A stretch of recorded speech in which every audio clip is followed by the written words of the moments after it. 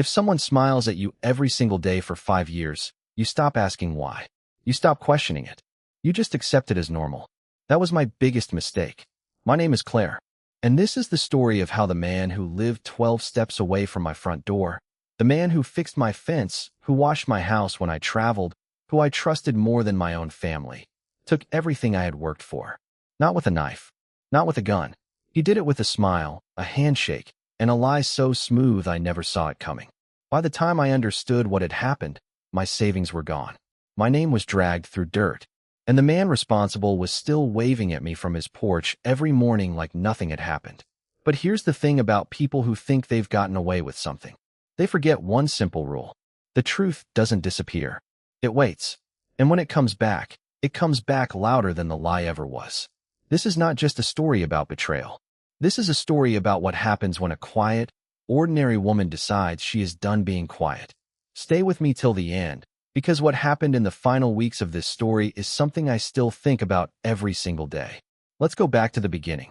Back to when I still believed that a good neighbor was one of life's simple blessings. I moved into my house on Birchwood Lane almost 8 years ago. It was a small street, the kind where everybody knew everybody. Kids rode their bikes down the middle of the road without fear. Neighbors waved from their yards. It felt safe. It felt like the kind of place where nothing bad could happen. 2 houses down from mine lived a man named Gregory Bennett.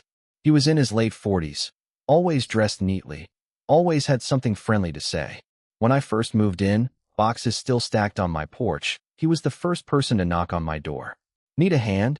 he asked, holding a toolbox like he'd been waiting for a reason to use it. I remember thinking, what a nice man. What a nice street this is going to be. Over the years, Gregory became more than just a neighbor. He became a fixture in my life. When my car broke down, he drove me to work for 2 weeks straight. When my mother passed away, he was one of the first people at my door with a casserole and a shoulder to lean on.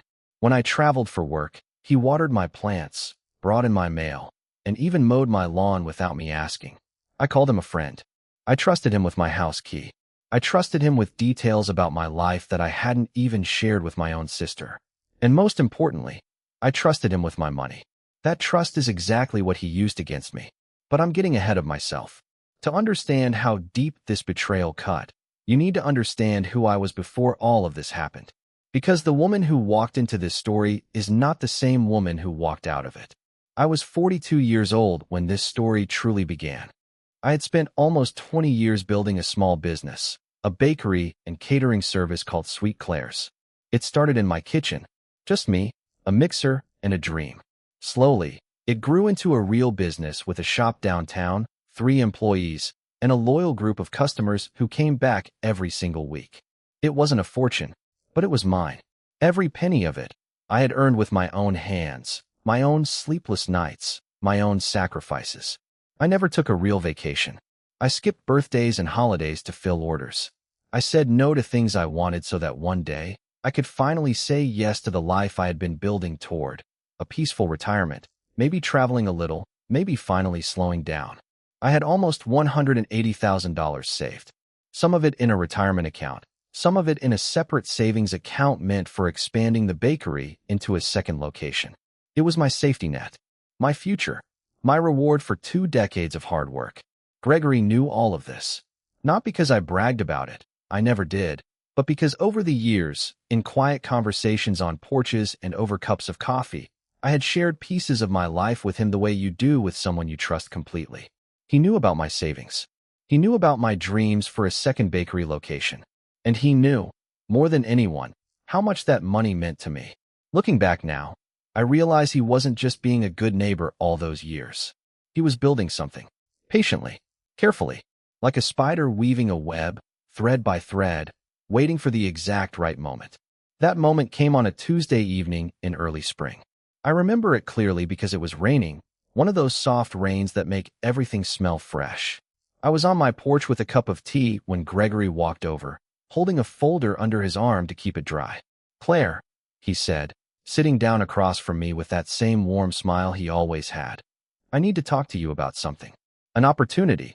Those words, an opportunity, would replay in my mind 1,000 times over the next year. At the time, they sounded exciting, hopeful, like a door opening. In reality, They were the sound of a trap closing. He told me about a real estate investment. A group of properties being sold below market value because the previous owner needed to liquidate quickly.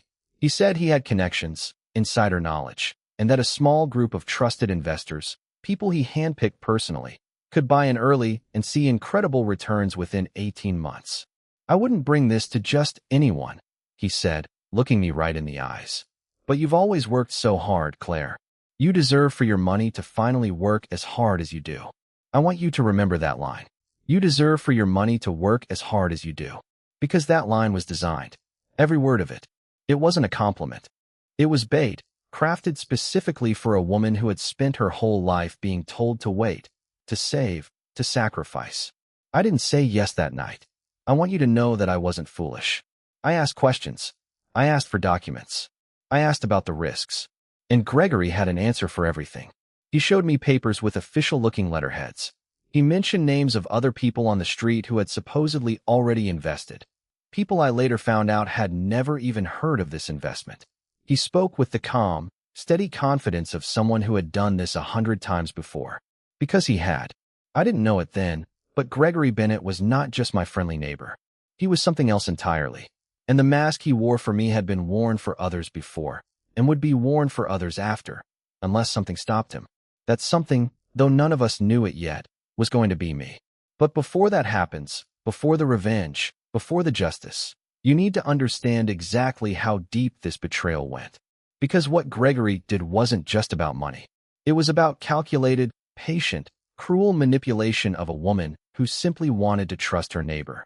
In the next section, I'll take you through exactly how he pulled me in, dollar by dollar, lie by lie, and how a friendship that took 8 years to build was used to destroy everything I had in less than 12 months. Stay with me, because what's coming next is going to make your blood boil. Before I take you into how the betrayal actually unfolded, I want to spend a little more time on those 8 years I mentioned. Because looking back now, with everything I know, I can see the true shape of what Gregory Bennett built on Birchwood Lane. It wasn't a friendship. It was a construction project, built brick by brick, favor by favor, over nearly a decade. The first year, he was simply the helpful newish neighbor.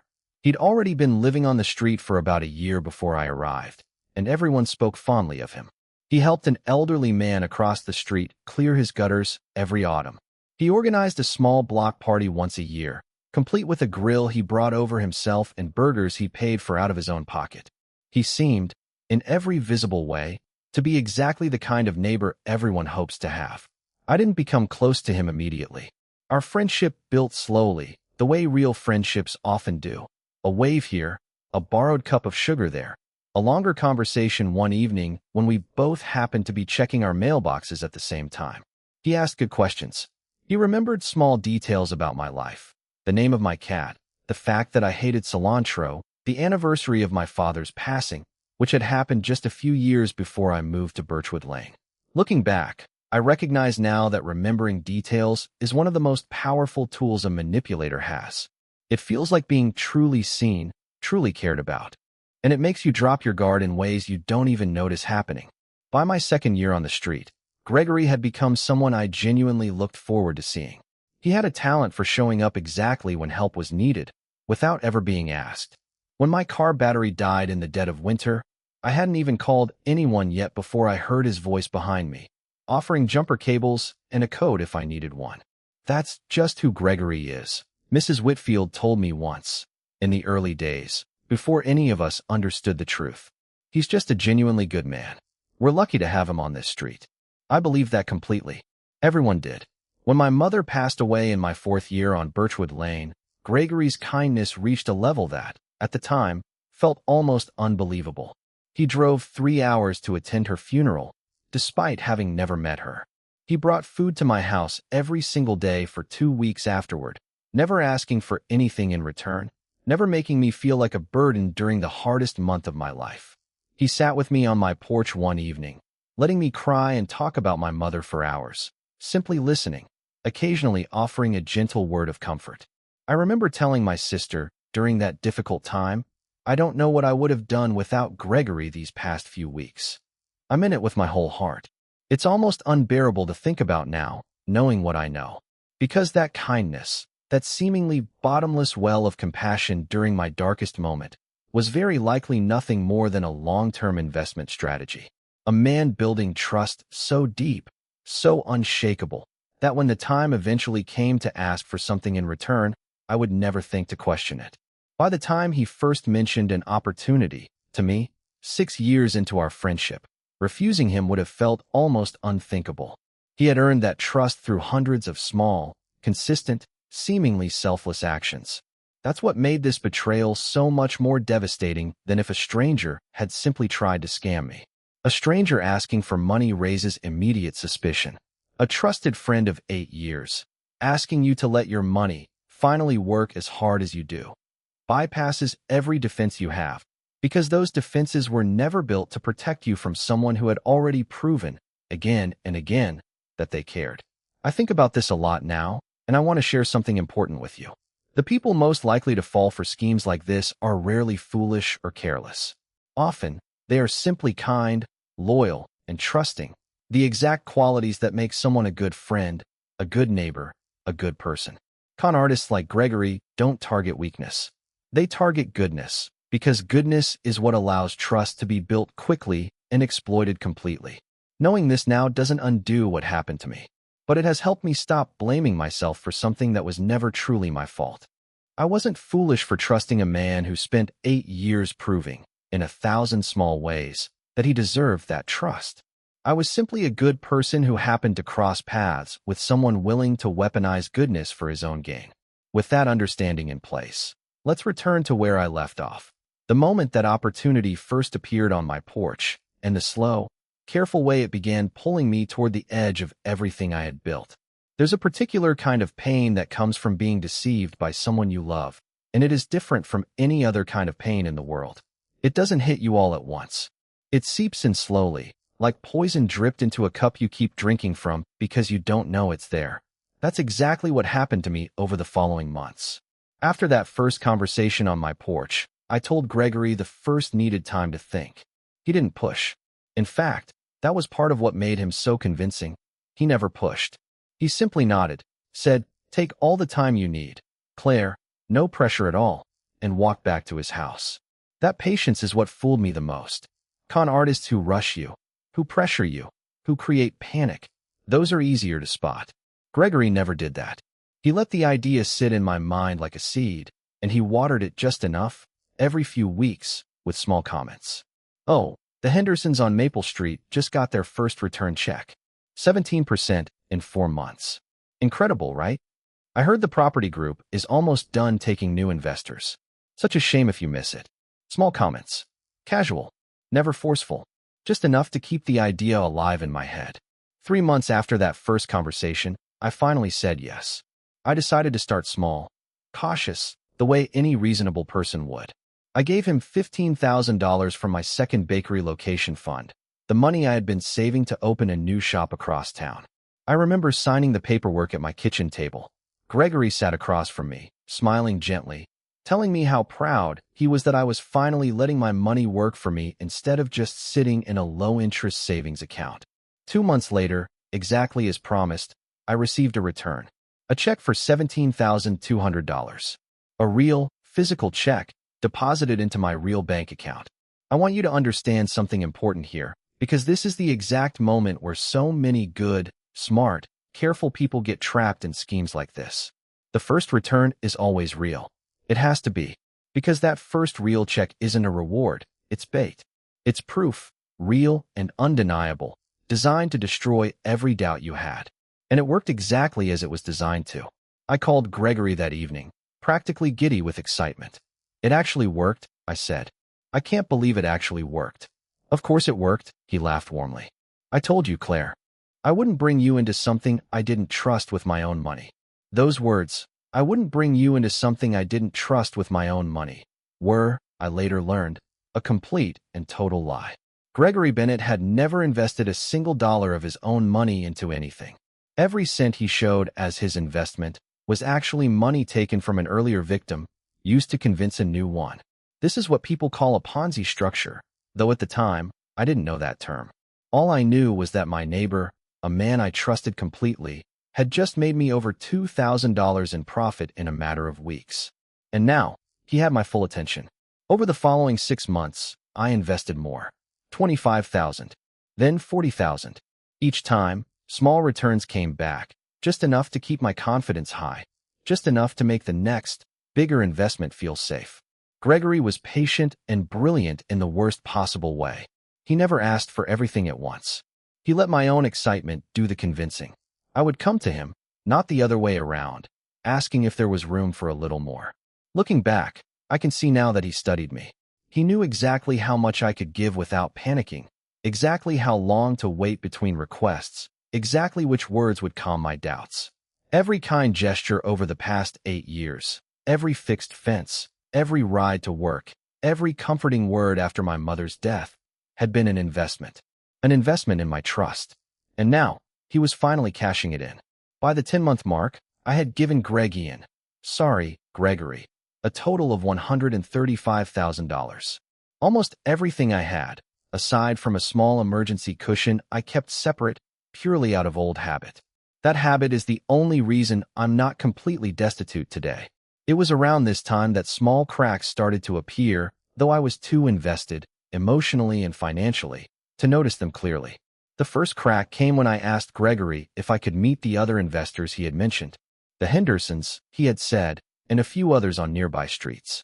I wanted to talk to them, compare experiences, maybe even build a small community around this investment. Gregory's face changed for just a second. A flicker. If I hadn't been looking directly at him, I would have missed it. The group prefers to keep things private, he said smoothly. Some of the investors are fairly well known in town. They don't want word getting out about how much money is moving around. You understand. I did understand. Or at least, I told myself I did. The second crack came 2 months later when I mentioned to my sister, during a rare phone call, that I had been investing in a real estate group through my neighbor. There was a long pause on the line. Claire, she said slowly, that sounds exactly like something our cousin got caught up in years ago. Remember? The whole thing turned out to be fake. I remember feeling defensive, almost angry, at her words. I told her Gregory wasn't like that. I told her I had already received real returns. I told her she didn't understand. But that conversation planted a seed of doubt in me. A small, uncomfortable seed that I tried very hard to ignore, because acknowledging it meant admitting I might have made a terrible mistake. The third and final crack, the one that finally forced me to see the truth, came when I decided to make my biggest investment yet. I wanted to put in the remaining $45,000 I had left, nearly everything, because Gregory told me the property group had one final opportunity opening up, a commercial building downtown that was, in his words, the kind of deal that comes around once in a lifetime. I asked, for the first time, to see the actual property, to see the actual paperwork with the actual property address and actual legal documents, not just summary sheets. Gregory hesitated, just for a moment, and then he smiled and said, "Of course. Let me pull everything together. Give me a week." That week, something changed. Gregory started acting differently. Small things. He stopped waving from his porch some mornings. He seemed distracted when I ran into him at the mailbox. When I asked about the paperwork, he said things were just being finalized, or that his contact was traveling and hard to reach. I told myself I was being paranoid. I told myself he was just busy. I told myself, again and again, that this man, who had been kind to me for 8 years, could not possibly be lying to me. I was wrong. And in the next section, I'm going to walk you through the exact moment everything fell apart. The moment I finally understood the true size of the lie I had been living inside. Because what I discovered wasn't just that my money was gone. It was so much worse than that. Stay with me. This is where the betrayal story begins. I need to tell you about a Thursday morning that I will never, for the rest of my life, forget. It started like any other day. I opened my bakery at 6 in the morning, just like I had for the past 20 years. I pulled trays of cinnamon rolls out of the oven. I greeted my regular customers by name. Everything felt normal. Then, around 10 in the morning, a woman walked into my shop. I didn't recognize her. She was maybe 60 years old, well-dressed, with tired eyes and trembling hands. "Are you Claire?" she asked. "Claire who lives on Birchwood Lane?" Something in her voice made my stomach turn cold before she even finished her sentence. "Yes," I said slowly. "Can I help you?" "My name is Diane," she said. I think we might have something in common. Something to do with a man named Gregory Bennett. I remember gripping the edge of the counter to keep myself steady. Diane told me her story right there in my shop, over a cup of coffee I made with shaking hands. She had lived 2 streets away from Gregory's previous home, in another town, almost 5 years earlier. She had been friends with him for over 2 years. He had helped her through her husband's illness, driven her to hospital appointments, become like family to her during the hardest year of her life.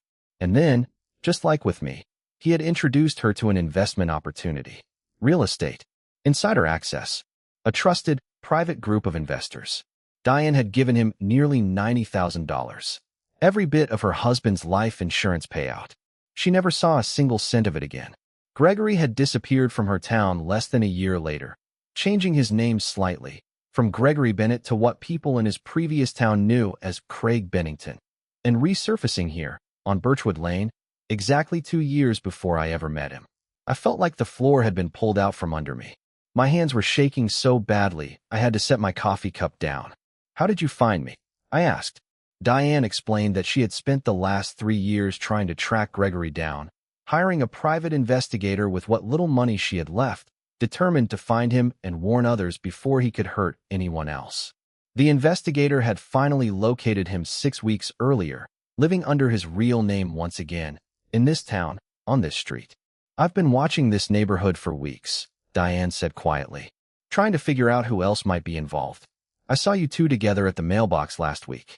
Something about the way he acted around you, comfortable, familiar, made me think you might be his next target. Or maybe you already were." I sat there in silence for a long moment, feeling the full weight of everything crashing down on me at once. "I already gave him $135,000, I whispered, "and I was about to give him $45,000 more." Diane reached across the table and took my hand. "Then you need to stop.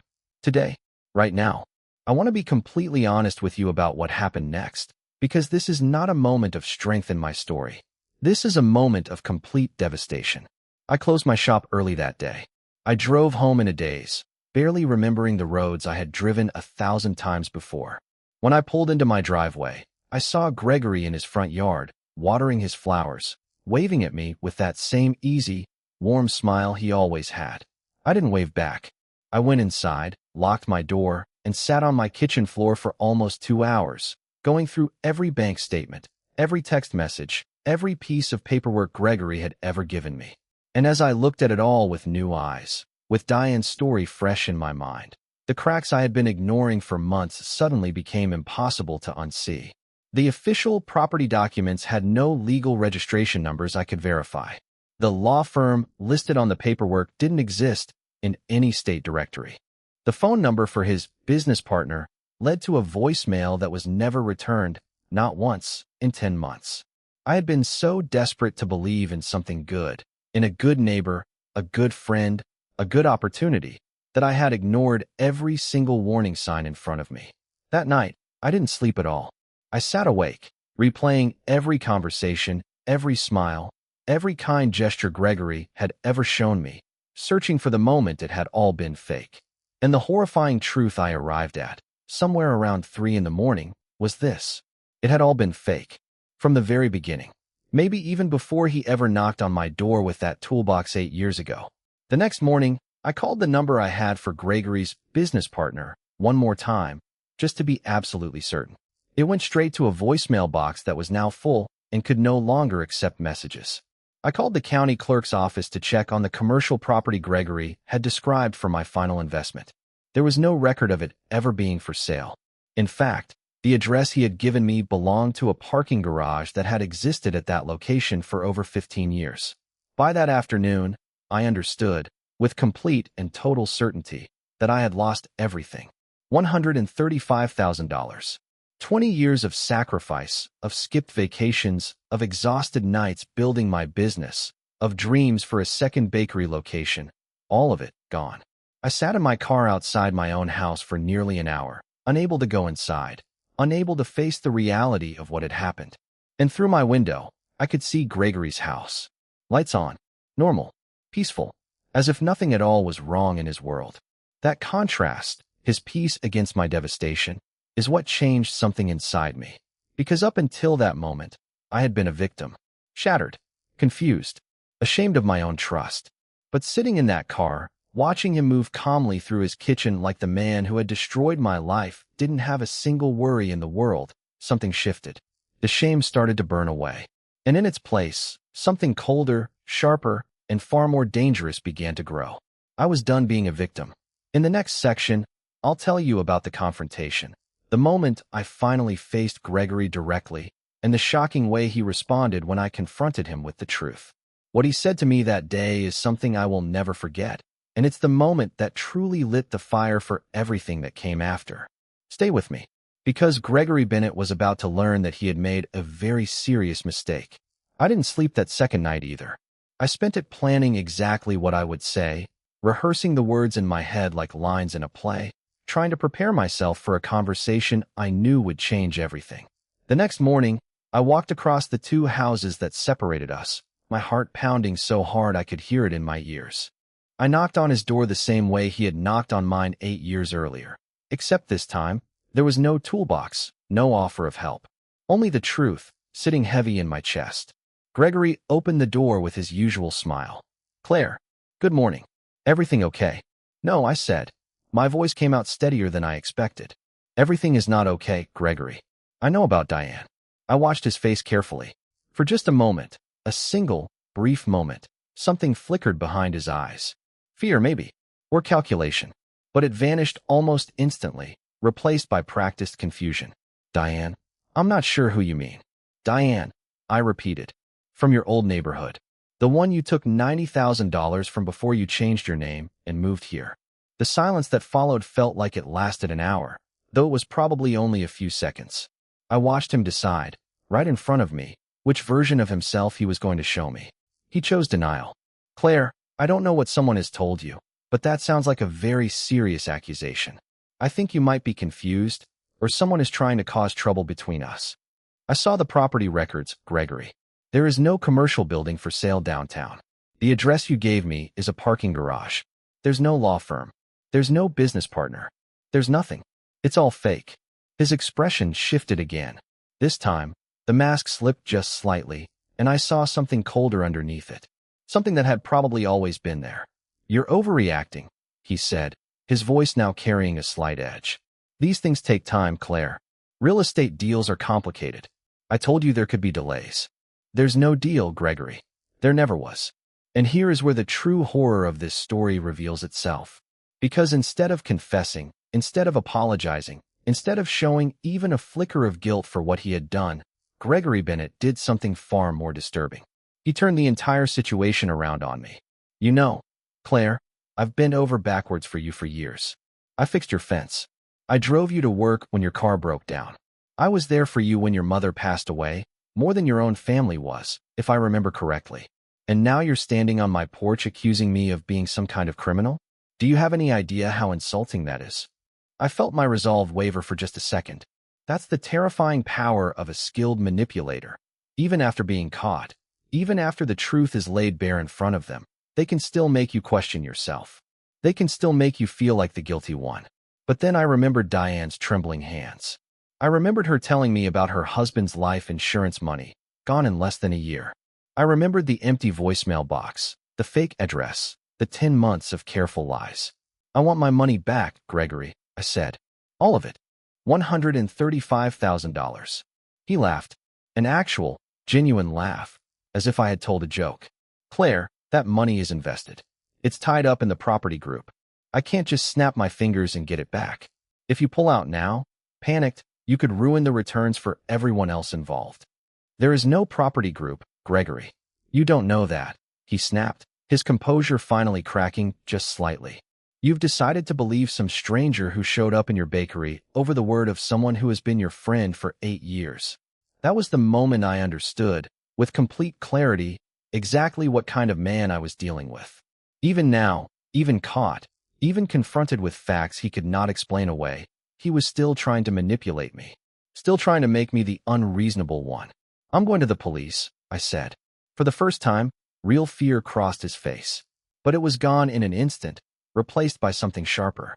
"Go ahead," he said, his voice suddenly cold and flat. Go to the police and tell them you willingly gave a friend money for an investment. Tell them you signed paperwork. Tell them you never once asked to see the actual property in 10 months. Do you know how that's going to sound, Claire? It's going to sound like a business deal that didn't work out, not a crime. I never forced you to give me a single dollar. He closed the door in my face. I stood on his porch for a long moment, shaking, humiliated, and furious in a way I had never felt in my entire life. Because the worst part of what he said wasn't a lie. It was true. I had signed papers. I had never demanded proof early on.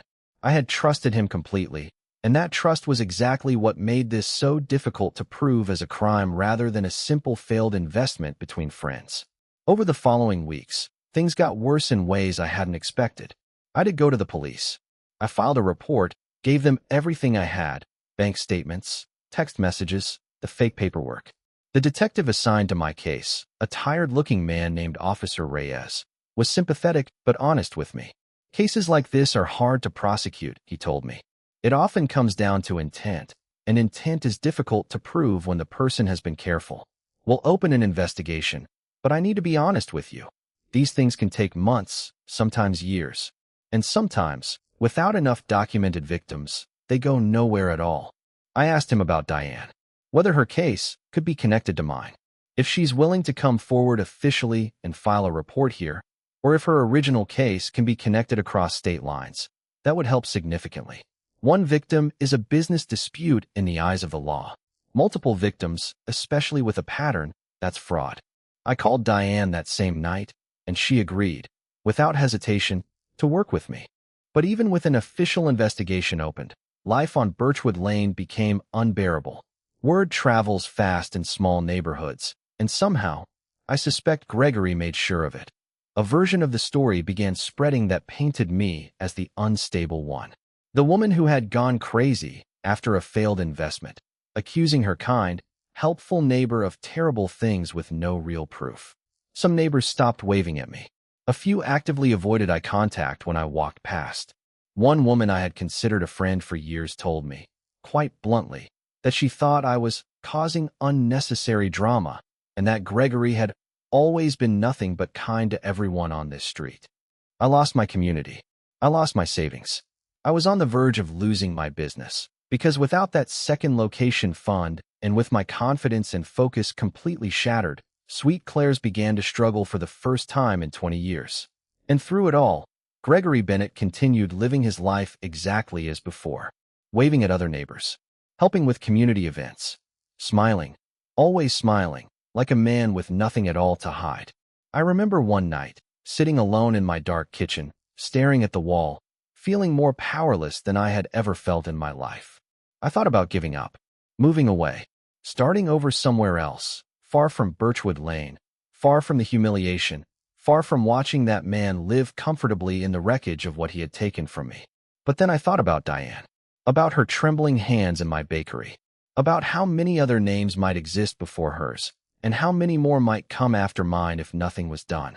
And I thought about something my mother used to tell me, back before she passed away. She used to say, "Claire, the loudest liar in the room is usually the most afraid of the truth." Gregory wasn't powerful. He wasn't untouchable. He was simply confident that no one would ever put in the work to expose him. He was about to find out how wrong he was. In the next section, I'm going to walk you through the moment everything changed, when I stopped being a grieving victim and became something else entirely. A woman with a plan. Because if the law needed proof, if the law needed a pattern, if the law needed more voices, then I was going to find them, no matter how long it took. Stay with me. This is where the Real fight begins. There is a moment in every hard story where the person at the center of it has to make a choice. Stay broken, or start building something out of the wreckage. For me, that moment came about 3 weeks after my confrontation with Gregory. I remember waking up one morning, looking at myself in the bathroom mirror, and hardly recognizing the tired, defeated woman staring back at me. My bakery was struggling. My friendships on Birchwood Lane were strained or gone. My savings were destroyed. But something inside me had shifted. The shame I had been carrying, shame for trusting someone, shame for being fooled, started to transform into something else. Determination. I made a decision that morning. I was not going to spend the rest of my life feeling ashamed for being kind. I was going to spend my energy making sure Gregory Bennett could never do this to another person again. The first thing I did was call Diane. We talked for almost 2 hours that day, comparing every detail of our experiences. The similarities were chilling. The slow build of trust over years, the small initial investment with a real return, the increasing amounts, the vague explanations, the eventual disappearance of any real proof. If it happened to both of us the exact same way, I said, it's happened to others too. Diane agreed. And that's when we decided to do something that would completely change the direction of this story. We started looking for other victims. I want to walk you through this part carefully because this wasn't some dramatic, movie-style investigation. It was slow. It was tedious. It involved spreadsheets, phone calls, public records requests, and a lot of late nights after closing the bakery. Diane, through her private investigator, had already traced Gregory's movements before he arrived on Birchwood Lane. He had lived under the name Craig Bennington in a town 4 hours away, and before that, records suggested he had used yet another name, Gary Bentley, in a completely different state, nearly a decade earlier. 3 names, 3 towns, a pattern that stretched back at least 10 years. I took time off from the bakery, which I could barely afford to do, and drove with Diane to the town where Craig Bennington had lived. We visited the neighborhood, talked to people who remembered him, and eventually found 2 more victims. A retired schoolteacher named Robert who had lost close to $60,000, and a young couple, the Alvarezes, who had lost their entire wedding fund of $32,000. Every single story followed the same pattern. Kindness first. Trust built over months or years. A private, exclusive investment opportunity. Small real returns to build confidence. Then, larger amounts, vague excuses, and eventually, silence. I remember sitting in Robert's living room, listening to him describe how ashamed he felt, how he hadn't told his own children about the money because he was too embarrassed. I saw so much of myself in him. A good, hardworking person who had simply wanted to trust someone kind. You're not the only one, I told him. And you're not the last one either, unless we stop him. Robert agreed to give a statement. So did the Alvarezes. By the end of that month, we had 4 documented victims spanning 3 different towns, with a combined loss of well over $300,000. And we had something even more valuable than the money figures. We had a clear, undeniable pattern of behavior that could no longer be dismissed as a single failed business deal between friends. I brought everything back to Officer Reyes. I laid it all out on his desk, statements, timelines, photos, the 3 different names Gregory had used, contact information for every victim we had found. He looked through it for a long time in silence. When he finally looked up at me, his expression had changed completely from our first meeting.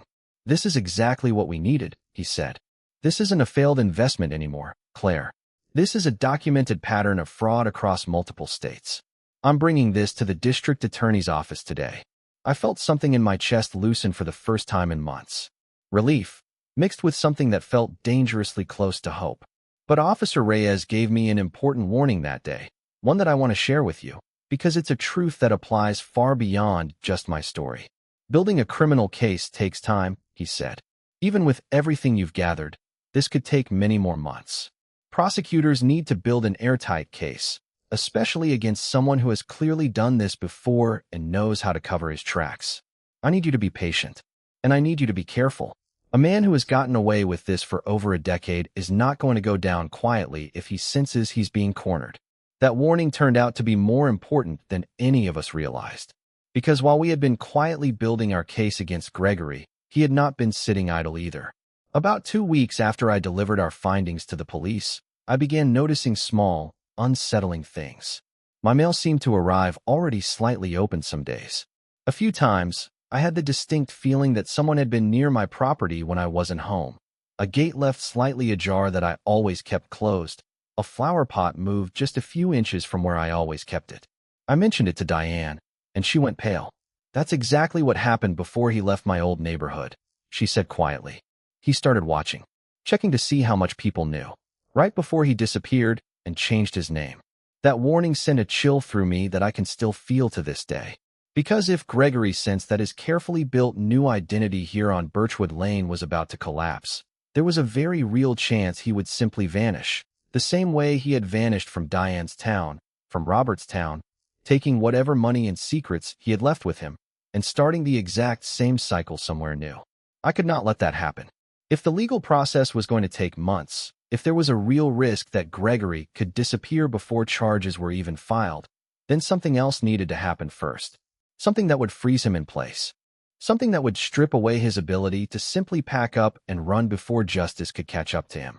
I sat down with Diane, Robert, and the Alvarezes one evening, and I laid out an idea. A plan that didn't involve breaking any laws, but that would use the one thing Gregory valued more than almost anything else against him: his reputation. In the next section, I'm going to tell you exactly what that plan was. How a small group of ordinary people, betrayed by the same man, came together to make sure Gregory Bennett could never hide behind a friendly smile again. This is the part of the story where the tables finally, truly begin to turn. Stay with me. Justice was coming, and this time, it wouldn't be stopped. Before I tell you about the plan we built to finally trap Gregory Bennett, I need to take you deeper into the investigation itself. Because what Diane, Robert, the Alvarezes, and I uncovered over those months wasn't just about proving fraud. It was about understanding the full, chilling scope of what one man had done to families across the country, and just how carefully he had learned to disappear. The town where Gregory had lived as Craig Bennington was a 4-hour drive from Birchwood Lane, a quiet suburban area not unlike my own street. Diane and I drove there together on a gray Saturday morning, armed with nothing but a printed photo of Gregory and a list of addresses her investigator had compiled. The neighborhood still remembered him. That was the first thing that struck me. Almost everyone we spoke to had a version of the same story to tell. A kind, helpful man who had shown up one spring, ingratiated himself into the community within months, and vanished less than 2 years later without so much as a goodbye. He helped my husband build a deck. One woman told us, standing in her doorway with her arms crossed, clearly uncomfortable revisiting the memory. Wouldn't take a dime for it. We thought we'd found the nicest man in the world. She hadn't invested with him. She counted herself lucky. But she remembered a young couple 2 streets over who had. That lead took us to the Alvarezes, a couple in their early 30s who had lost their entire wedding fund, $32,000 they had spent 4 years saving. Sitting in their small apartment, listening to them describe the exact same pattern: the friendship, the small trusted return, the larger investment, the excuses, the silence. I felt something between heartbreak and validation. Heartbreak, because 2 more good people had been destroyed by the same lie. Validation, because every detail confirmed we were not imagining a pattern. We were documenting one. Mr. Alvarez, a quiet man who worked long shifts at a warehouse, said something that stayed with me long after we left. I keep thinking about what kind of person can do this and still sleep at night. I've replayed every conversation we ever had with him, looking for a crack, a moment where the mask slipped. I never found one. Not once. That, more than anything else, is what made Gregory so dangerous. He wasn't clumsy. He wasn't obviously suspicious. He was, by every account we gathered, remarkably consistent in his performance of kindness, town after town, victim after victim. Robert's story, when we found him a week later through a local newspaper archive that had briefly covered a business dispute in his town years earlier, added another disturbing layer. Robert had actually grown suspicious near the end, much like I had. He had confronted Gregory, or Gary Bentley, as he knew him then, directly. He didn't deny it outright, Robert told us, sitting in his tidy living room surrounded by photographs of grandchildren. He got angry instead, turned it around on me, made me feel like I was the one being unreasonable, questioning a friendship. I remember feeling so confused, like maybe I really was overreacting. 2 weeks later, he was gone. House sold. No forwarding address. Phone disconnected. The parallel to my own confrontation with Gregory sent a shiver through me. It was the exact same script, word for word, almost, playing out years apart with different victims who had never met each other. We began building a formal document, something we eventually called the Bennett timeline, though privately Diane and I just called it the file. It listed every known alias, every known location, every known victim, every dollar amount, and every documented similarity between the cases. We cross-referenced dates. We found gaps in his history, roughly 6-month periods between towns, that we suspected represented additional victims we hadn't yet located, or simply time he spent establishing a new identity before starting the cycle again. The financial total, once we had gathered everyone we could find, was staggering. Between the four of us who eventually testified and additional victims who came forward after his arrest became public, Gregory Bennett had taken more than $400,000 from ordinary, hardworking people over the course of roughly 11 years. 11 years. I want you to sit with that number for a moment. 11 years of a man moving from town to town, building friendships purely as a means to an end, watching people grieve, celebrate, struggle, and trust him completely, all while calculating exactly how much he could take from them before it was time to disappear again. During this period of digging, I want to be honest with you about something else, the emotional toll this process took on me personally. Building this case wasn't just detective work. Every new victim we found, every new detail of Gregory's pattern, forced me to relive my own betrayal over and over again. Some nights, after driving home from another painful interview, I would sit in my car in my own driveway, unable to go inside, replaying 8 years of memories with Gregory, trying to identify which moments had been real, if any of them had been real at all. There's a particular kind of grief that comes with financial betrayal by someone you loved, and it doesn't get talked about enough. It's not just about the money. It's about mourning a relationship that you now understand never actually existed the way you believed it did. I grieve for the Gregory who fixed my fence. I grieve for the Gregory who sat with me after my mother's funeral. And slowly, painfully, I had to accept that version of him had likely never been real. That even those kindnesses might have simply been long-term investments in my trust, calculated with the same coldness as everything that came after. Diane, who had been through this grieving process years before me, became an enormous source of strength during this time. She understood exactly what I was feeling because she had felt it herself. The anger will come, she told me one night over the phone, her voice steady with the wisdom of someone who had already walked this road. And when it does, don't run from it. Use it. Anger built this file we're putting together. Anger is what's going to stop him. She was right. Somewhere during those months of driving to strange towns, sitting in unfamiliar living rooms, and listening to strangers describe my own pain reflected back at me through their own experiences, my grief did begin to transform into something more useful. A clear, focused determination that carried me through the exhausting work still ahead.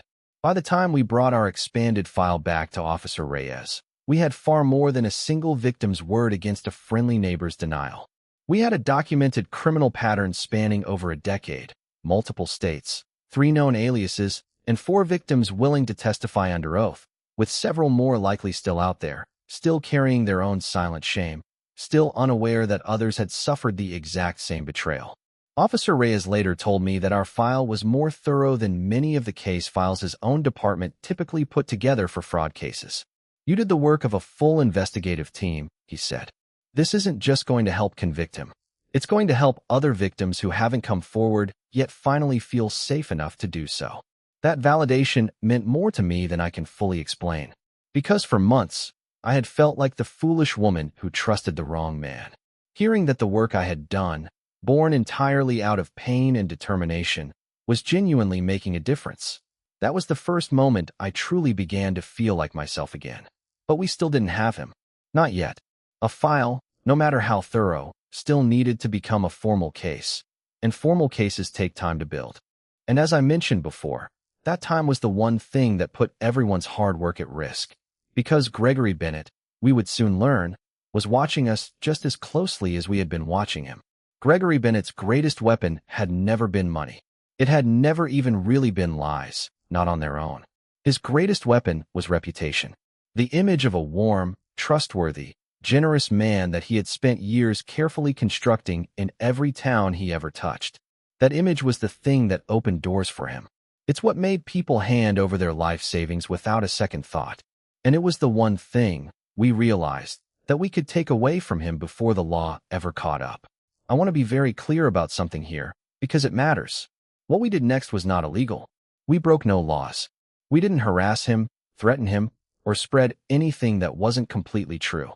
What we did was simply make sure the truth could no longer be hidden behind a friendly smile. Diane, it turned out, had spent her years of searching for Gregory not just gathering evidence for police, but also learning how to build a case that the public could understand. She had experience, from her time working before retirement, in basic research and documentation. Together, we built something simple but powerful, a timeline. A clear, factual, undeniable timeline of Gregory Bennett's pattern, spanning 3 names, 3 towns, and at least 4 documented victims, supported by copies of actual paperwork, actual bank statements, and actual dates. We were careful, painfully careful. Every single fact in that timeline could be backed up with a document or a sworn statement. We removed anything that was assumption or opinion. We wanted it to be impossible to dismiss as gossip or personal drama, because we knew, better than anyone, how easily Gregory could spin accusations into a story about a bitter, unstable woman causing trouble. The plan had 2 parts. The first part was simple. We reached out, quietly and individually, to trusted people in the current community, not to spread rumors, but to share documented facts, calmly and directly, with the same kind of evidence we had given the police. Officer Reyes had confirmed that at this stage, since a formal investigation was already underway, sharing factual, provable information was not illegal, especially information that could help protect others from becoming victims while the legal process continued. I started with Mrs. Whitfield, an older woman on our street who Gregory often helped with groceries and yard work, the kind of trust-building behavior I now recognized instantly as part of his pattern. I sat with her at her kitchen table and showed her everything. The timeline, the 3 names, Diane's statement, Robert's statement.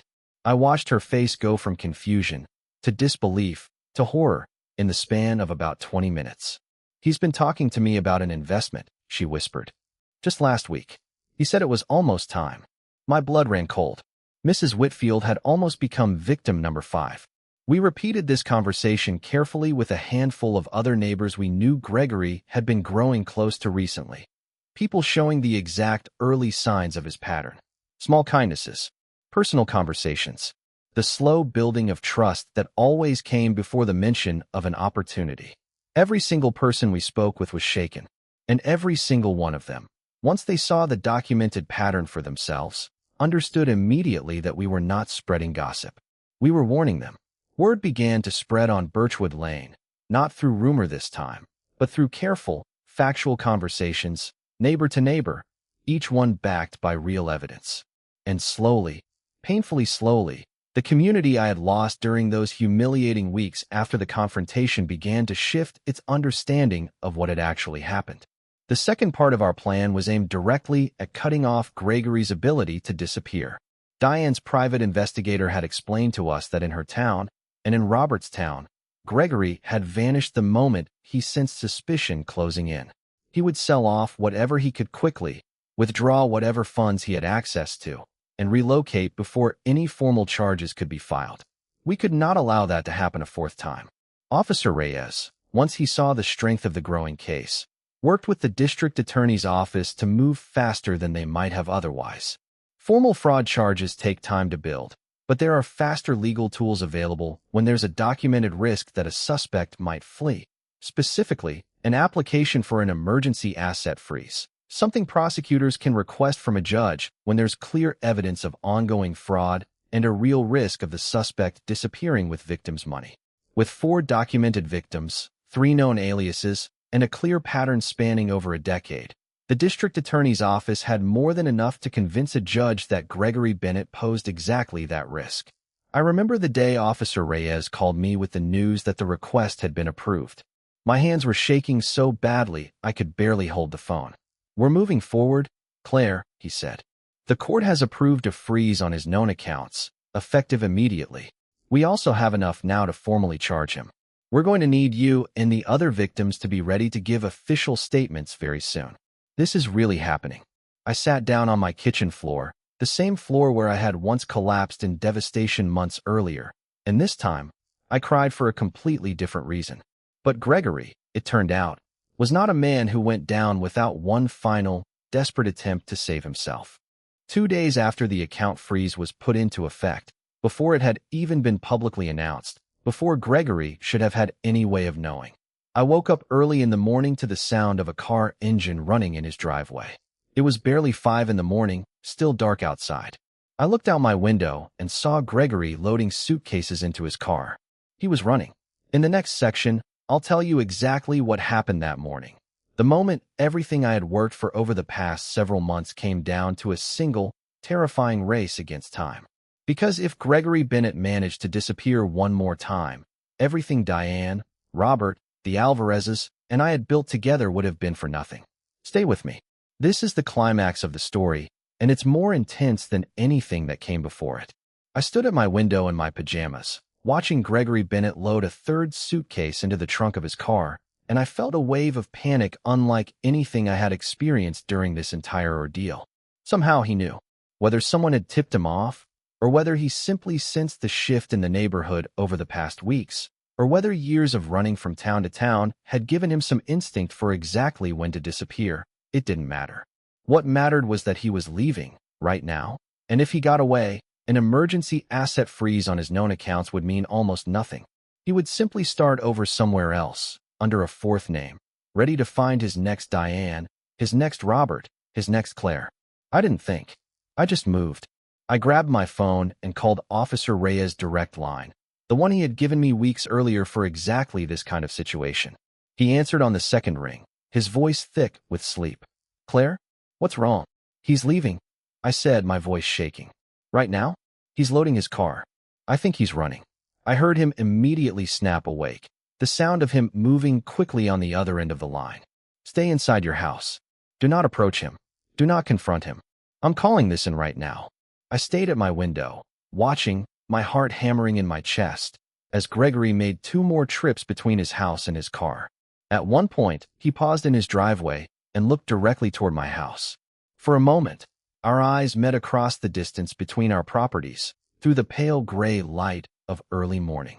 I don't know what he saw in my face in that moment, but something in his own expression shifted, a flicker of recognition, maybe even fear, before he quickly looked away and hurried back inside. Every minute felt like an hour.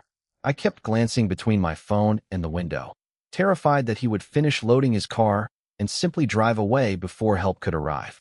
Then, almost 11 agonizing minutes after my call, I saw the flash of red and blue lights turn onto Birchwood Lane. 2 police cars pulled up in front of Gregory's house, just as he was carrying his 4th suitcase toward the trunk. I watched him freeze in his driveway, suitcase still in hand, as officers stepped out of their vehicles.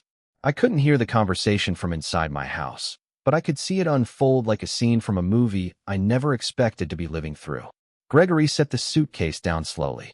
He raised his hands slightly, not in surrender exactly, but in that universal gesture of a man realizing he had run out of options.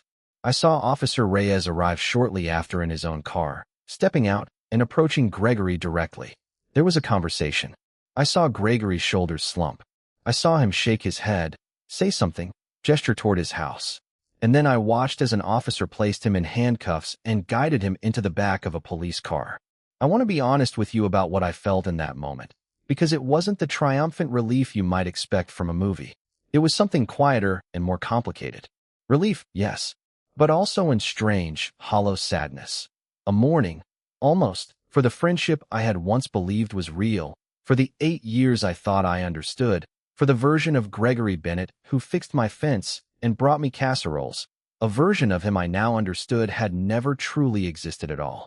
Officer Reyes came to my door about an hour later, once everything had settled. He told me that Gregory had, in fact, been preparing to flee. Cash withdrawn just before the freeze went into effect, a car packed with essentials, records showing a bus ticket purchased under yet another alias for a city several states away. "You did the right thing calling immediately," he told me. "If you had waited even 20 more minutes, there's a real chance we wouldn't have caught him before he made it out of town." Over the following weeks, the full scope of what Gregory Bennett had done finally came to light. With 4 documented victims willing to testify, a clear pattern established across 3 states and over a decade, and additional victims who came forward once the story became public. Eventually 7 more people from his previous towns, some going back over 15 years. Prosecutors built what the district attorney's office later called one of the strongest fraud cases they had seen in years. Gregory Bennett was formally charged with multiple counts of fraud, identity deception, and financial exploitation. Because his pattern involved crossing state lines and using multiple false identities, federal investigators eventually became involved as well, which meant the case carried far more serious weight than a simple local dispute ever could have. He tried, at first, to fight the charges. His lawyer attempted to argue that these were simply failed business investments, exactly the kind of argument Gregory had thrown in my face on his porch months earlier. But with 11 documented victims, 3 known aliases, and a financial trail that stretched back over a decade with the exact same pattern repeated each time, that argument collapsed almost immediately under the weight of the evidence. 6 months after his arrest, Gregory Bennett accepted a plea agreement rather than risk a trial that could have resulted in an even longer sentence. He was sentenced to 8 years in federal prison, along with an order to repay every victim to the fullest extent his remaining assets allowed. I remember sitting in that courtroom on the day of his sentencing, watching him stand at the front of the room in a plain gray suit, no longer smiling, no longer warm and friendly, no longer able to hide behind the mask that had fooled so many of us for so long. Before he was led away, the judge allowed victims to speak if they chose to. I stood up. My hands were shaking, but my voice was steady. For 8 years, I said, I thought you were my friend. I thought you were a good man. I've spent months trying to understand how someone could look another person in the eyes, someone who trusted them completely, and destroy their life without a single moment of hesitation. I still don't fully understand it, but I want you to know something. You didn't just take my money. You tried to take my ability to trust people, to believe in kindness, to believe in my own judgment. And I am telling you, right now, in front of everyone in this room, you failed. Because I found people just like me. Diane, Robert, the Alvarezes. And together, we made sure you could never do this to anyone else again. I sat back down, and for the first time in almost a year, I felt something close to peace. But the story doesn't end in that courtroom. Because justice, real justice, isn't just about punishment. It's about what happens next, how the people who were broken find a way to rebuild. In the final section of this story, I want to share with you what happened after the sentencing, how Diane, Robert, the Alvarezes, and I are doing today, and the most important lesson this entire painful experience taught me. One that I believe every single person watching this needs to hear. Stay with me for just a little longer. The most important part of this story is still ahead. There is a strange kind of quiet that settles over your life after an arrest. For a few days, I felt almost weightless with relief. Gregory was gone from Birchwood Lane, sitting in a holding cell instead of watering his flowers, and for the first time in nearly a year, I slept through an entire night without waking up in a cold sweat. But that quiet didn't last. Because an arrest is not the end of a case.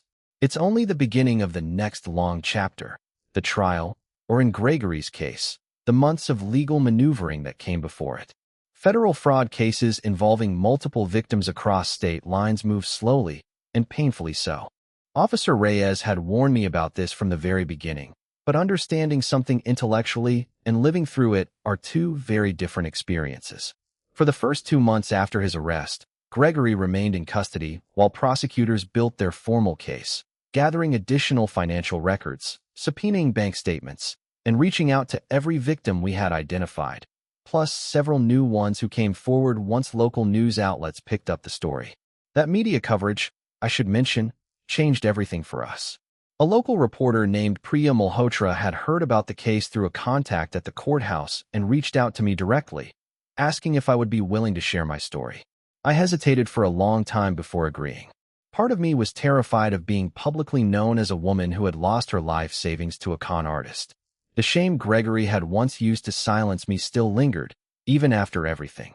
But I thought about Mrs. Whitfield, the neighbor who had almost become his 5th victim on our own street. I thought about how many other Mrs. Whitfields might be out there, right now, being groomed by someone just like Gregory, unaware of the danger sitting across their kitchen table. I agreed to the interview. The story ran with the headline, "Trusted Neighbor Accused in Decade-Long Fraud Scheme Spanning 3 States." And within a week, it had been picked up by 2 larger regional outlets.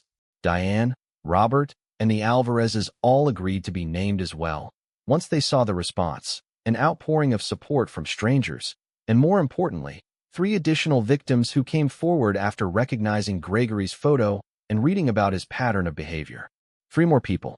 3 more families who had been carrying the same silent shame I once carried, finally feeling safe enough to speak because they saw others do it first. By the time the case moved toward its resolution, prosecutors had documentation from 11 confirmed victims across 3 states, spanning over a decade, with losses totaling more than $400,000. Gregory's defense attorney attempted several strategies to weaken the case, arguing that some of the transactions were legitimate business dealings that simply failed, questioning the reliability of memories from cases that were, in Robert's situation, over 8 years old, and even attempting to argue that the emergency asset freeze had been improperly obtained. Each attempt failed. The pattern was simply too consistent, too well documented, too clearly deliberate to be explained away as a string of unfortunate coincidences.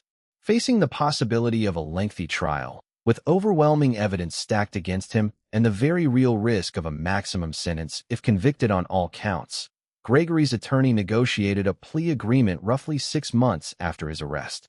He would plead guilty to multiple counts of wire fraud and financial exploitation in exchange for a reduced but still substantial sentence, along with a court order for restitution. I was given the opportunity to attend the sentencing hearing and to speak, if I chose to, as a victim of the crime. I want to tell you honestly that I almost didn't go. Part of me wanted this entire chapter of my life to simply be over, to never have to see his face again, to never have to sit in the same room as the man who had smiled at me for 8 years while planning my destruction. But Diane convinced me otherwise. "You don't have to go for him," she told me gently. "Go for yourself. Go so you can look him in the eyes one last time, not as his victim, but as the woman who helped stop him. There's a difference, Claire, and you deserve to feel that difference." She was right. So on a cold morning in late autumn, almost exactly 1 year after that first rainy conversation on my porch about an opportunity, I sat in a federal courtroom alongside Diane, Robert, and the Alvarezes, waiting for Gregory Bennett to be led into the room in a plain gray jumpsuit, hands cuffed in front of him. He looked smaller than I remembered. Ordinary, almost pathetic, stripped of the confidence and warmth that had once made him so convincing. I searched his face for some sign of remorse as the judge read through the charges and the agreed sentence, but I found none. Only a kind of tired resignation, the look of a man who had simply run out of new towns to disappear into. When the judge asked if any victims wished to make a statement before sentencing, I stood up, along with Diane and Robert. The Alvarezes chose to submit a written statement instead, which the judge read aloud. A simple, powerful account of a wedding fund destroyed and a wedding delayed by 3 years, ending with a line that stayed with everyone in that courtroom. "We got married anyway, later than we planned, but happier than we ever thought possible, because love, unlike money, cannot be stolen if you refuse to let it be." Diane spoke next, her voice steady despite the tears in her eyes, describing the years she had spent searching for the man who took her husband's life insurance money, determined to make sure he could never hurt anyone else the way he had hurt her. Robert spoke briefly but powerfully about trust, about how a lifetime of teaching children to be kind and honest had left him vulnerable to a man who exploited exactly those values for his own gain. And then it was my turn. I've already shared with you what I said that day, standing in front of the man who had once brought me casseroles and fixed my fence, the man who had systematically dismantled everything I had built over 2 decades of hard work. But what I didn't tell you was what happened after I sat back down. Gregory Bennett, for the first time in the entire year since his arrest, looked directly at me. And for just a moment, something in his expression shifted, not quite remorse, but something close to it. A flicker of the human being that might have existed once, before he chose the path that led him to that courtroom. He never said a word to any of us directly. When given the opportunity to speak before sentencing, he offered only a brief, formal apology to anyone who may have been affected by my actions. Words so hollow, so clearly written by his lawyer rather than felt in his heart, that they meant almost nothing to any of us sitting in that room. The judge sentenced him to 8 years in federal prison, along with a restitution order requiring him to repay every documented victim to the fullest extent of his remaining assets. As the bailiffs led him out of the courtroom, he glanced back one final time, not at me, but at the small group of us sitting together, for strangers who had never met before his crimes connected us, now bound together by something stronger than the betrayal that had brought us into each other's lives. I think, in that final glance, he finally understood what he had actually lost by underestimating us. Not just his freedom, but the ability to ever again mistake kindness for weakness. People often imagine that justice arrives like a light switch. One moment, everything is dark and painful, and the next, everything is fixed. I wish I could tell you that's how it felt when Gregory Bennett was sentenced. But real life doesn't work that way, and I think it's important to be honest about that, because so many people going through something similar need to hear the truth, not just the highlight reel. The court ordered restitution, but the reality of financial fraud cases is that recovering the full amount is rare. Gregory's remaining assets, once liquidated, covered only a portion of what he had taken from all 11 of us combined. I received back a little over $40,000 of the $135,000 I had lost. It wasn't everything. It wasn't even close to everything. But it was something.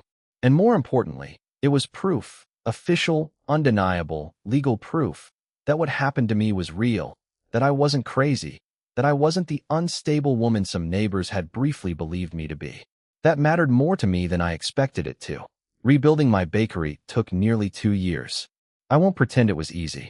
There were months where I genuinely wondered if I would have to close Sweet Claire's for good. But slowly, carefully, the way I had built it the first time, I built it again. This time, I did something different.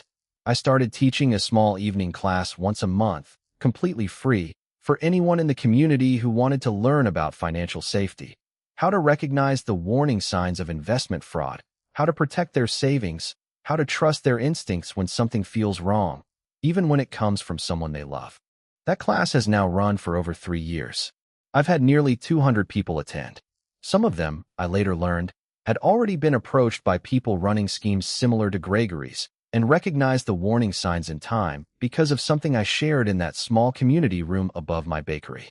Diane and I remained close friends. She moved to be closer to her daughter about a year after the trial, but we still talk every few weeks. She told me once that finding me and finding Robert and the Alvarezes gave her something she had been searching for since her husband passed away, a sense of purpose, a feeling that her pain had actually protected other people from experiencing the same thing. Robert, the retired schoolteacher, eventually recovered enough of his money through restitution to comfortably continue his retirement, though he told me the emotional recovery took much longer than the financial one. He said the hardest part wasn't the money at all. It was learning to trust his own judgment again after feeling so foolish for so long. The Alvarezes used part of their restitution money, along with gifts from family who learned the full story, to finally have the wedding they had originally planned, almost 3 years later than intended. They invited me. I cried through most of the ceremony. As for Gregory Bennett, I don't know exactly where he is today, beyond the federal facility where he is serving his sentence. I don't think about him nearly as often as I used to. In the early months after his arrest, I thought about him constantly, replaying our friendship, searching for clues I had missed, trying to understand how someone could be so convincingly kind while planning something so cruel. Eventually, I had to make peace with the fact that I would never fully understand it. Some people are simply willing to hurt others for their own gain, and no amount of analysis will ever make that make sense to someone with a normal conscience. I stopped trying to understand Gregory, and instead focused all of that energy on understanding myself, how I had been fooled, what I could have noticed sooner, and how I could make sure it never happened to me, or to anyone I could help, ever again. I want to leave you with a few things I learned from this experience.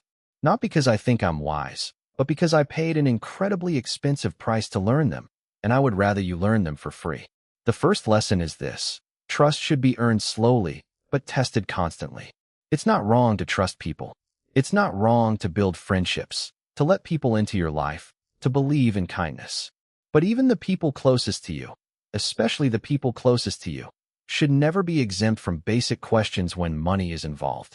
A good, honest opportunity can survive scrutiny. A real friend will never be offended by reasonable caution.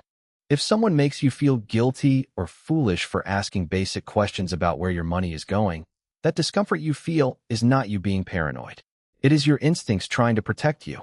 The second lesson is this: shame is exactly what con artists rely on to protect themselves. Gregory counted on the fact that most victims, once they realize what happened, feel too embarrassed to speak up, too ashamed to admit they were fooled, too afraid of being judged. That silence is what allowed him to move from town to town for over a decade, hurting person after person. The moment Diane, Robert, the Alvarezes, and I stopped being ashamed and started being loud, everything changed. Speaking up isn't weakness. It's the single most powerful thing a victim can do. The third lesson, and I think the most important one, is this. Real justice rarely comes from a single dramatic moment. It comes from patience, from documentation, from ordinary people refusing to give up, and from a willingness to work with others who have been hurt in similar ways. I didn't defeat Gregory Bennett by myself. I defeated him by finding Diane, by finding Robert, by finding the Alvarezes, and by trusting the slow, unglamorous process of building an undeniable case, piece by piece, month after month. If there is one thing I hope you take from this story, it's this. If you have ever been betrayed by someone you trusted, a friend, a family member, a neighbor, anyone, please understand that what happened to you does not define your judgment as broken. It simply means you were kind, and someone else chose to exploit that kindness. That is a reflection of their character, not yours. And if you are currently in a situation that feels even slightly similar to what I described tonight, a friend or neighbor pushing an exclusive opportunity, vague answers to simple questions, pressure disguised as excitement, please take this as your sign to slow down. Ask the hard questions. Verify everything independently. And never let anyone make you feel guilty for protecting what you worked so hard to build. Gregory Bennett spent over a decade believing he was untouchable, hiding behind smiles and casseroles and fixed fences, confident that his victims would always be too ashamed, too isolated, or too exhausted to fight back. He was wrong about me. And because of that, he will never be able to do this again. I want to share one more moment with you before I close this story, because I think it captures everything better than any summary I could offer. About a year after the sentencing, on a warm evening in early summer, I hosted a small dinner on my porch, the same porch where Gregory had once sat with a folder under his arm, talking about an opportunity that would change my life in ways he never intended. This time, the people sitting around my table were Diane, who had driven in for the weekend to visit, Robert, who now lived only 20 minutes away and had become a regular presence at my bakery's evening classes, and the Alvarezes, who brought their 1-year-old daughter, born the spring after their long-delayed wedding. We didn't talk about Gregory much that night. We talked about ordinary things, Robert's garden, the Alvarez's new house, Diane's grandchildren, the new sourdough recipe I was testing at the bakery. At one point, watching the four of them laugh together at my table, people who never would have known each other if not for the worst experience of our lives, I felt something I hadn't expected to feel again for a very long time. Gratitude. Not gratitude for what Gregory did to me. I will never feel that. But gratitude for what grew out of the wreckage. Gratitude for Diane's courage in tracking him down for years, refusing to let him disappear into anonymity. Gratitude for Robert's willingness to relive his own painful story so that a case could be built strong enough to hold up in court. Gratitude for the Alvarezes, whose quiet resilience reminded me, on my hardest days, that even delayed dreams can still come true. And gratitude, strange as it sounds, for the version of myself that emerged from all of this. I am not the same woman who signed those first investment papers at my kitchen table, eager and hopeful and completely unaware of what was coming. That woman trusted easily, gave generously, and never thought to question a kind face. I miss parts of her, if I'm honest. There was a lightness to her that I sometimes still search for. But the woman I am today is stronger in ways I never expected to need. I ask harder questions now. I verify things independently, even when it feels uncomfortable, even when it risks offending someone. I've learned to separate the discomfort of asking a hard question from the discomfort of being deceived, and I now understand that the first kind of discomfort is always worth enduring to avoid the second. I still believe in kindness. I want to be clear about that, because I think it would be easy to walk away from a story like mine believing that trust itself is dangerous, that the answer is to close yourself off from other people to avoid ever being hurt again. That's not the lesson I want you to take from this. Gregory Bennett didn't win if I stopped being kind. He only truly wins if he takes my ability to trust the right people, in the right way, at the right pace. So I still help my neighbors.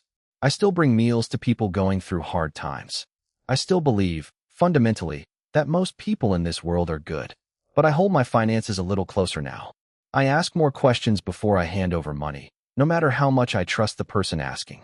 And I've taught myself, slowly and deliberately.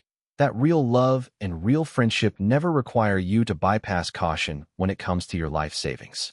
If anything, the people who truly love you will always encourage you to be careful, to verify, to protect yourself, because they want what's best for you, not what's best for them. Sweet Claire's is thriving again. Busier, in fact, than it was before any of this happened, in part because of the community that rallied around me once the truth came out, and in part because of the evening classes that have become something of a local institution. I've had people drive from towns nearly an hour away just to attend a session on recognizing financial fraud, armed with nothing but a notepad and a willingness to learn from my very expensive mistake. Every single time I stand in front of that small room above my bakery, watching people take notes, asking thoughtful questions, sharing their own close calls or ongoing worries about a friend or family member who might be caught in something similar, I think about how far this story has traveled. From a lie told on a rainy porch, to a courtroom sentencing, to a room full of strangers determined not to become the next victim. That, I think, is what real justice actually looks like. Not a single dramatic moment of revenge, though watching Gregory be led away in handcuffs certainly gave me a measure of peace I badly needed. Real justice is what happens after. The slow, steady work of turning pain into protection for others. It's Diane finding purpose in warning strangers. It's Robert regaining trust in his own judgment. It's the Alvarezes finally having their wedding, 3 years late, but no less joyful. It's a small classroom above a bakery, filled with people determined to never let someone like Gregory Bennett fool them the way he fooled us. If you take nothing else from this story, I hope you take this. Betrayal, no matter how deep, does not have to be the end of your story. It can become, instead, the beginning of a different kind of strength, quieter, harder earned, but far more resilient than the trust that was broken in the first place. Gregory Bennett spent over a decade believing that people like me, kind, trusting, hard-working people, would always be easy targets, too ashamed or too exhausted to fight back. For 11 years, across 3 states and 3 false identities, he was right. And then he knocked on the wrong door. If this story affected you, if it reminded you of someone in your own life, or if it simply reminded you to trust your instincts a little more, I hope you carry that with you. Because the truth, no matter how long it takes, always finds its way to the surface eventually. And when it does, it is louder and far more powerful than any lie ever could be. Thank you for listening to my story.